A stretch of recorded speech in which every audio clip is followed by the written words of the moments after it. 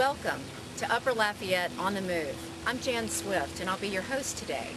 I also serve as Executive Director of the Upper Lafayette Economic Development Foundation. In my job, I've met so many interesting people, one of which is Lynn Guidry, a local architect who lives in Upper Lafayette, but also is known as a historian of how our city grew, and he also has projections about the future growth of Lafayette Parish. Lynn, welcome to the show. Well, thank you. Thank you. It's a pleasure to be here. We're out in the beautiful Girard Park area today. We wanted to choose a lovely setting to talk about our unique culture here and where we've come from. So Lynn, I'm just going to let you start talking about your interest, first of all, in the history of Lafayette. What made you want to know more about the history of our parish? Well, I guess I've always been interested on how cities grow. Why do cities happen? And if you look at the population of small towns around Lafayette in 1900, it surprised me that Lafayette was not the biggest city at that time, or biggest town. We were real small. We were maybe a couple of thousand people. And New Iberia was bigger, Crowley was bigger.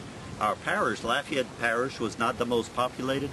And when I learned that, it made me curious about why did Lafayette grow and not New Iberia? I mean, those other towns grew, but they grew at a normal pace, whereas Lafayette's growth was very quick, was very fast and tremendous, comparable to almost any other city in the country. There's a few other cities that did grow faster than Lafayette, but not in our area. Lafayette grew extremely fast, and it made me curious of why that happened, And it's been an interesting journey, because as I find out one piece of the puzzle, it leads me to another question, and then I have to chase that one down, and I'm still learning, as we all are, about our great city, and it's been a lot of fun just to try to figure it all out.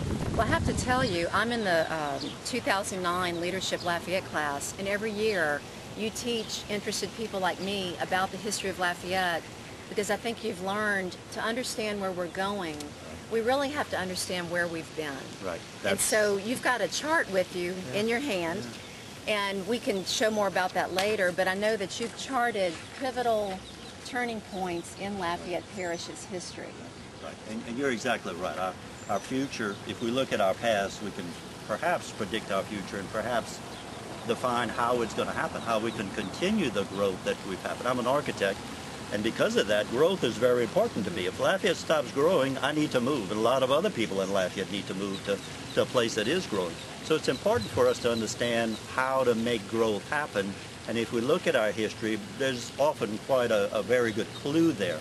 But you're right, there were milestone events that happened, and one of the first ones that happened, which was really interesting to me, and I found out about it actually by accident, happened in 1836. Now think about that. I mean, our town, our city was very, very young at the time. In fact, at the time, Lafayette Parish still included what is now Vermilion Parish. We had just broken off from St. Martin Parish. We were a very young parish. The police jury, I think at the time, was in their 12th year of existence.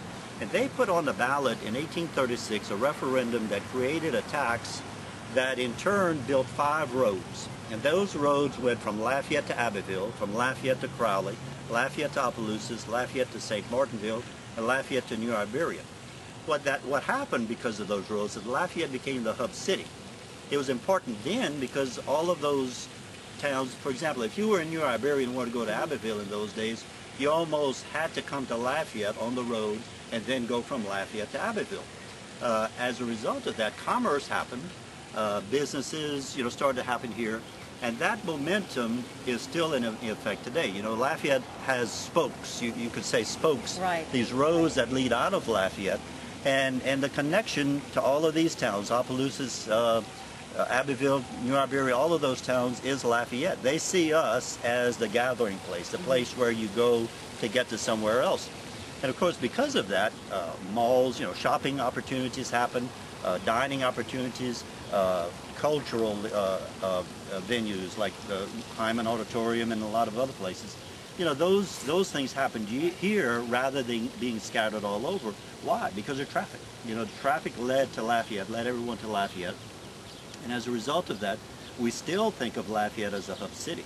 So that was one of the... I never knew that. I never knew when I moved here 25 years ago why this was known as the hub city. Right. And I guess that grew, that designated, nickname grew out of those early decisions made in the 1800s. I have to confess to you that I've been here 60 years, and I didn't know it until about 3 or 4 years ago either. So it was really just kind of a happy accident that I learned that in doing some research at the Dupre Library at UL a few years ago, looking for something else. I stumbled across this, and I said, "Wow, look at this! The it's roots pretty of the hub city." Absolutely, absolutely. Yeah.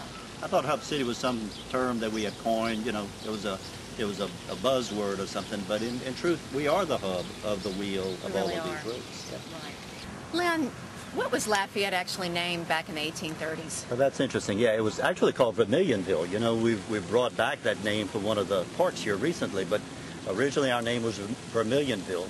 There was also a part of Lafayette that was called Pinhook. Obviously, near the Pinhook Bridge. A town? Yeah, well, it wasn't really incorporated, but it was just a little neighborhood.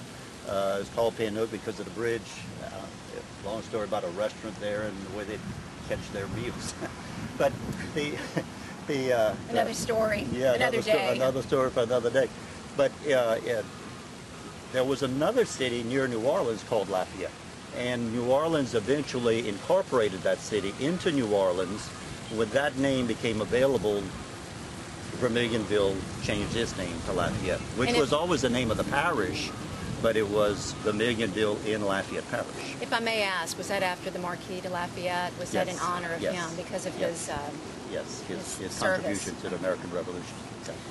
What was the next pivotal point in our history, Lynn, after that initial spreading out the road system? What happened next? Well, I think the next big one was a railroad. The railroad came to Lafayette in the late 1870s. It had been stuck in Morgan City because of the Civil War. It got to Morgan City just before the Civil War.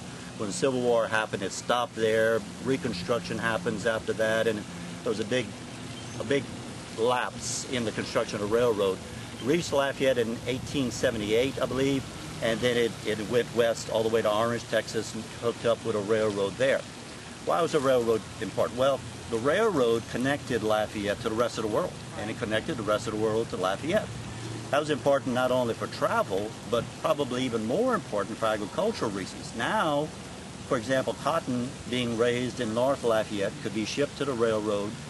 On the railroad, it went to New Orleans. From New Orleans, it was shipped to England, and that cotton became fine garments. So all of a sudden, there was a market for all the agriculture being grown here. Same with corn, same with sugarcane. All of the agricultural growth in this area now had a way of reaching the rest of the world.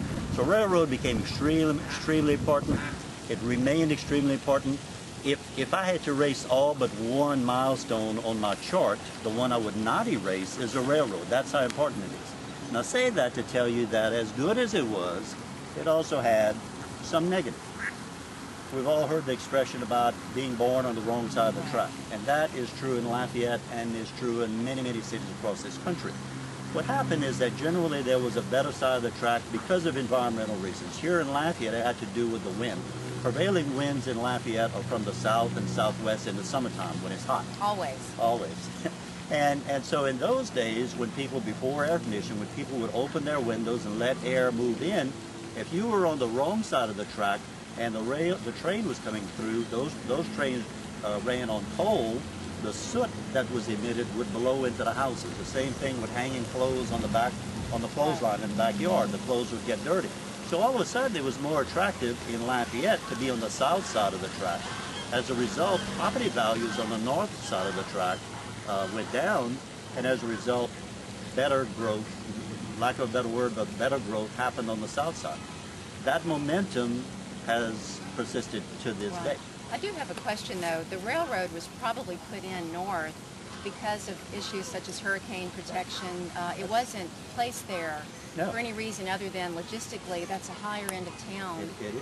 It's a beautiful end of town, but it's farther away from the coast. Ironically, it's the safer end of town because you're exactly right. It's higher ground. Much you know what I mean? higher. Lower parts of South Lafayette Parish are 25, 30 feet above sea level, whereas parts of North Lafayette Parish are 50 feet above sea level. Where the railroad went through is along the Tesh Ridge, coming from Morgan City, along the Tesh Ridge, and then when it turned west, just north of what was then downtown Lafayette, is probably around 40 feet above sea level.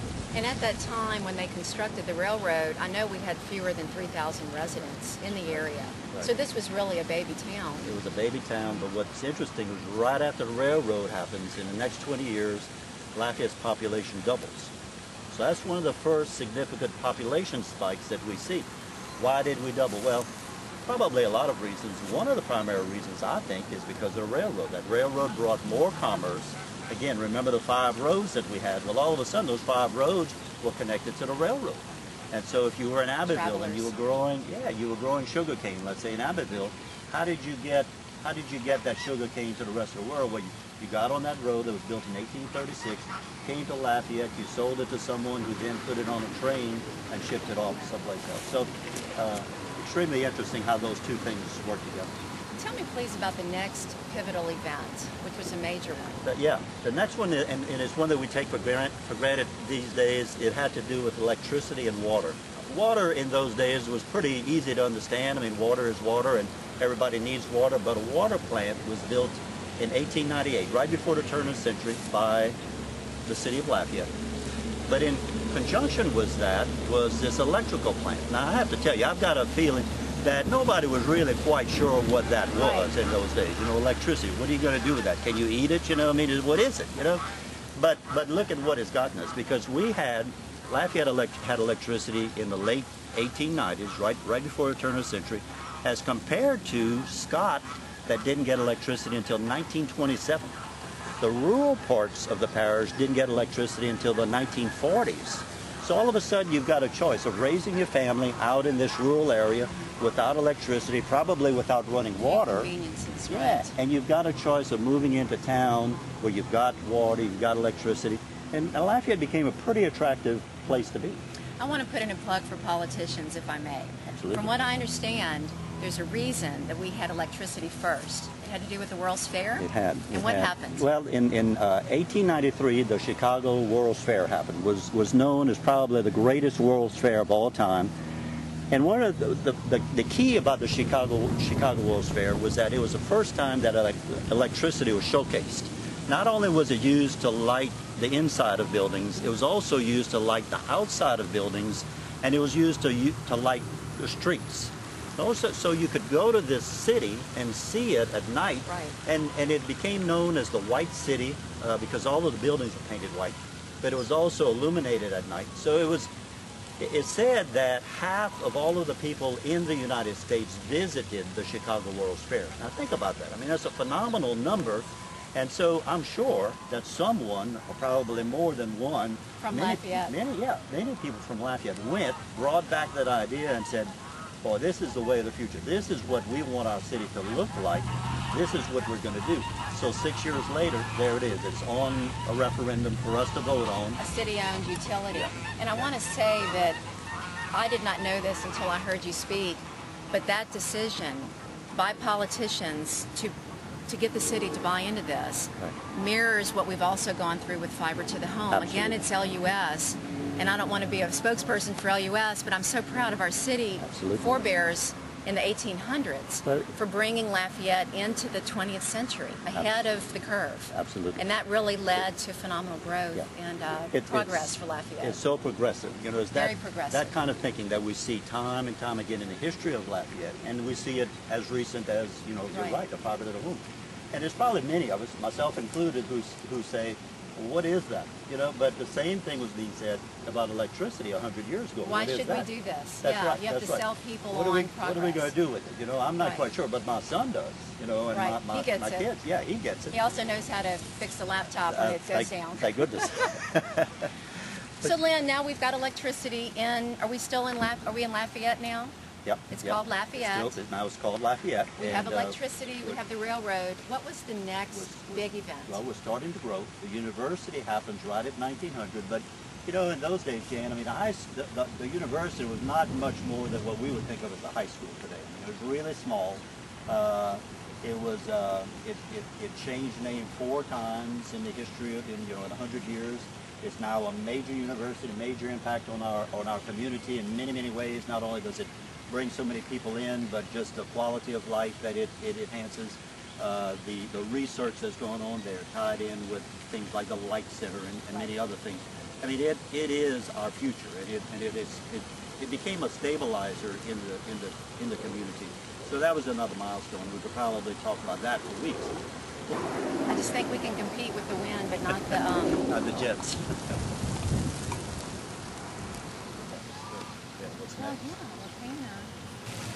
So Lynn, tell me about the next pivotal point. What would you say was the biggie? Well, the next big one, and it was the biggie, was oil. Oil changed Lafayette in many ways and in so many good ways. I mean, in a 40-year period, we went from being a town of 20,000 to being a city of 80,000. And most of that had to do with oil. I mean, it had to do a little bit with the university, had a little bit to do with I-10 as well. But by far, the big thing was oil. What's interesting about oil was all around Lafayette prior to 1950. A lot of the small towns had a presence. You know, for example, Shell Oil was in Franklin when the technology to get oil offshore was developed. A lot of these companies went and tried to expand their facilities, and most of those small towns said, no, we don't want oil. Which is incredible in hindsight. Probably not at the time. No, not at the time, because a lot of those places had agriculture, and they felt like agriculture, we would always need agriculture, and that's true. But agriculture has changed over the years. I think if they could rethink that decision, it probably would. Well, probably all of us would do things a little differently. We all probably so.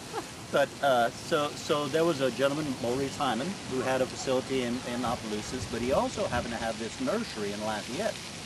He heard about all this, tried to convince the people in Opelousas to go with him and get this done for Opelousas, and they wouldn't hear of it. So he goes to the oil companies and says, look, I've got this property near Lafayette. It's a nursery now, but if you want, I'll build you a building. I'll rent it to you. When you're finished, if you don't like the building anymore, you just give it back to me, and I'll keep the building.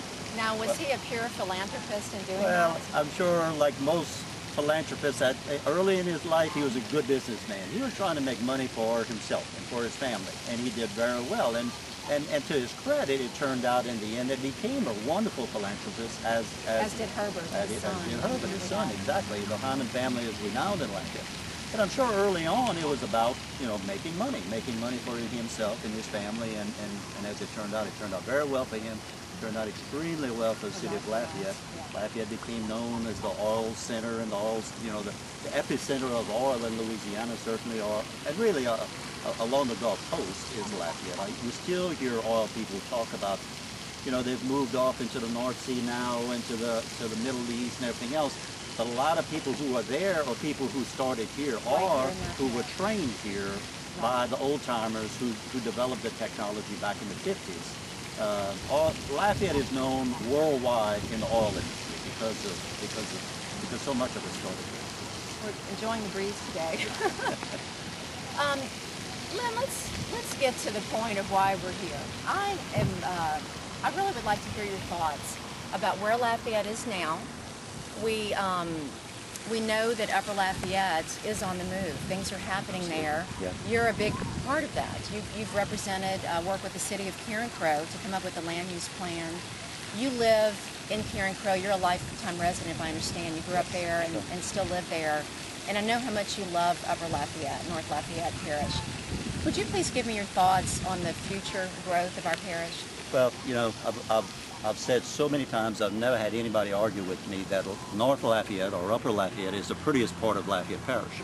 No one ever says, no, you're wrong, some other part. It really is. It truly is its highest part. I wouldn't call it hilly, but it's got more interesting contours than any other parts of the parish. It's a beautiful part of the parish, and yet it was slower in developing. I like to think that we've saved the best for last, and I think because of the interstate highways, we have tremendous opportunity up there. We already have a lot of traffic. Unfortunately, a lot of our traffic right now just goes right through, however. And I think one of the important things that I would love to see, and I think it's so important, not only to Upper Lafayette, to the whole community, is frontage roads. Frontage roads along I-10 would make a tremendous difference, because then people would have a place to stop, to eat, to get gas, for housing or whatever. Now, it needs to be done right. We shouldn't just go out there and build two ribbons. Lay infrastructure. Yeah, exactly. We need to code it properly. We need to make sure that people understand how this can be the front yard of our community. Our first impressions will be made by, and they are being made now. Unfortunately, those first impressions are very negative ones right now. You know, people go through Lafayette and think, you know, I don't want to stop here. You know, let's just keep going. We'll stop in Baton Rouge or Port Allen, or if you're going the other way, we'll stop in Lake Charles. There's nothing really attractive to make people want to stop along those two highways now. I'd like to say something about going through Lafayette. I moved here in 1983. I do not see how anything has changed except for the Target Center. What Sterling Properties has done, Louisiana Avenue is absolutely gorgeous. Our city council, our city parish council has done a wonderful job of opening up Upper Lafayette there.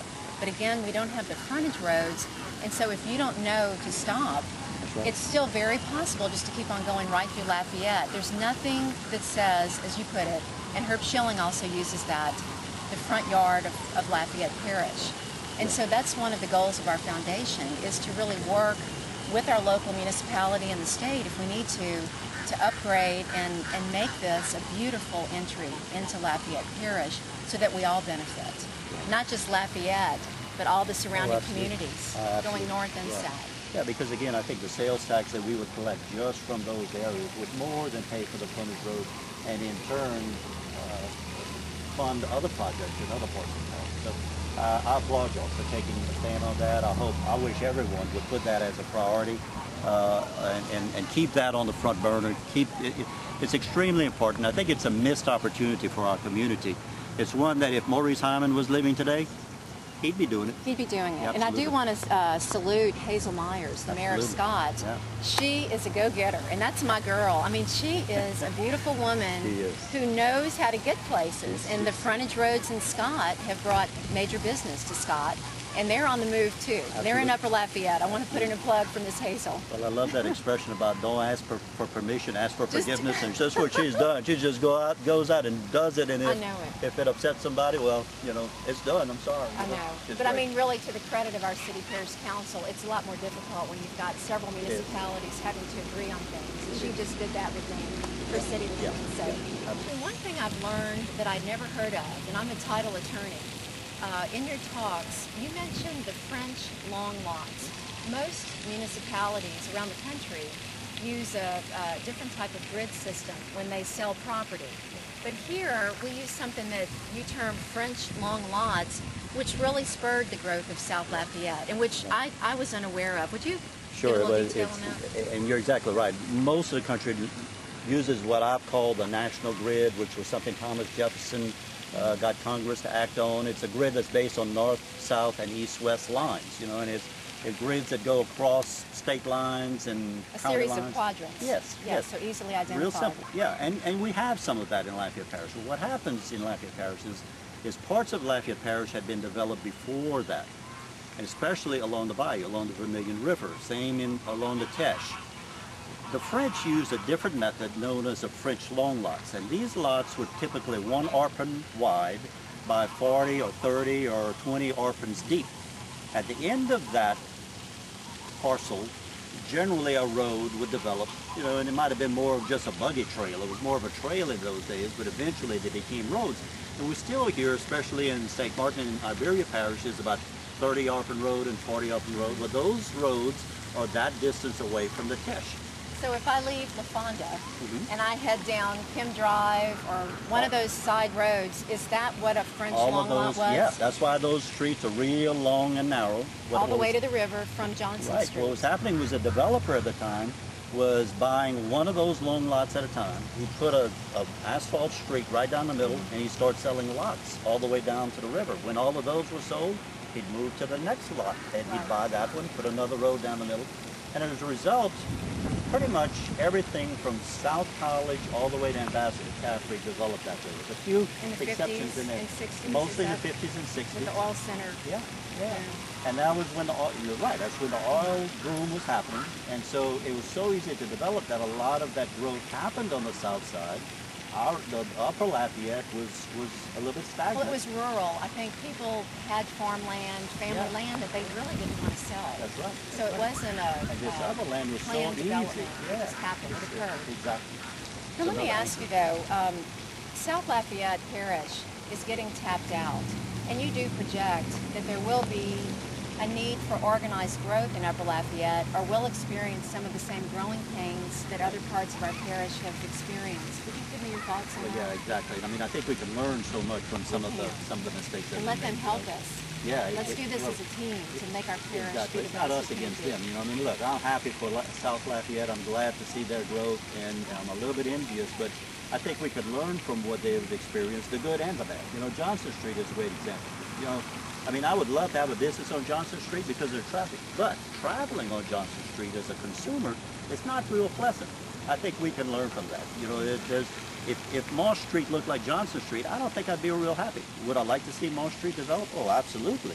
But I'd like to see it organized, planned properly, you know, good growth rather than growth at any cost. Right, right. Lynn Guidry, thank you, Thank you, Jenny. so much. So interesting. It was a always. pleasure to be here. Thank you so much. And thank you for joining us with Upper Lafayette on the Move. I'm Jan Swift.